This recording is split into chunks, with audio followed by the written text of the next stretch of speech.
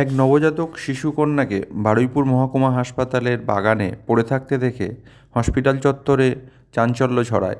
হাসপাতালের কর্মীরা তৎক্ষণাৎ শিশুটিকে উদ্ধার করে এবং হাসপাতালের নবজাতকের চিকিৎসা কেন্দ্রে তাকে রেখে সাথে সাথে ডাক্তাররা চিকিৎসা শুরু করে।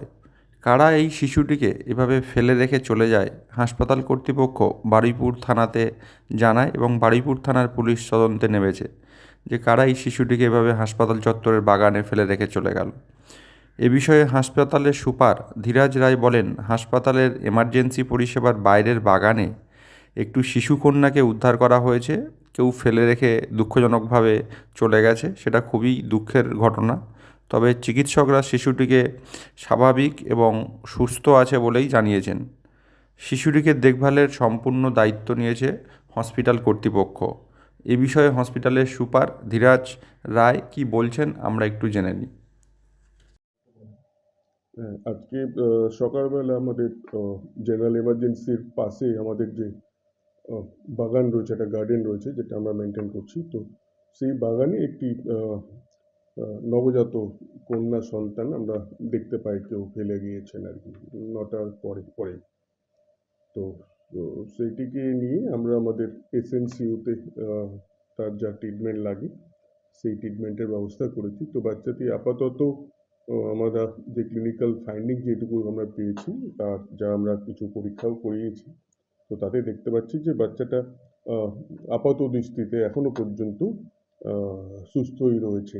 আমরা তাকে এখন ওয়ার্মারের মধ্যে রেখেছি, কেননা একটুখানি যেহেতু শীতের সময় বাচ্চাটি ওখানে ছিল, তো একটু হাইপোথার্মিয়ার ভয়টা থেকে আমরা ওয়ার্মারের মধ্যে রেখেছি। কিন্তু এখন দেখছি যে বাচ্চার রেসপন্স, রিফ্লেক্সেস সব কিন্তু বেটার আছে।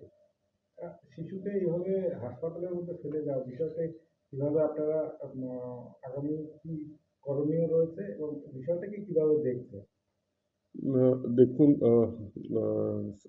এটি একটি কি বলবো, একটা আপনার সামাজিক দিকটা চলে আসে আর কি, যেটা নিয়ে আমি কমেন্ট করতে চাচ্ছি না। বাট একজন হসপিটালের কর্মী হিসাবে বলতে পারি যে যখনই কোনো এরকম আমরা পাই যে কোনো নবজাতককে কেউ রেখে গিয়েছেন বা ফেলে গিয়েছেন, তো সেটিকে আমাদের দেখার রয়েছে যে তার ক্লিনিক্যাল সাইড থেকে কী কী করতে পারি আমরা। বাচ্চাটি যদি কোনো চিকিৎসার প্রয়োজন রয়েছে থাকে, তো সেটি আমরা দেওয়ার কথা আমাদের, এটা আমাদের দায়িত্বের মধ্যে পড়ে।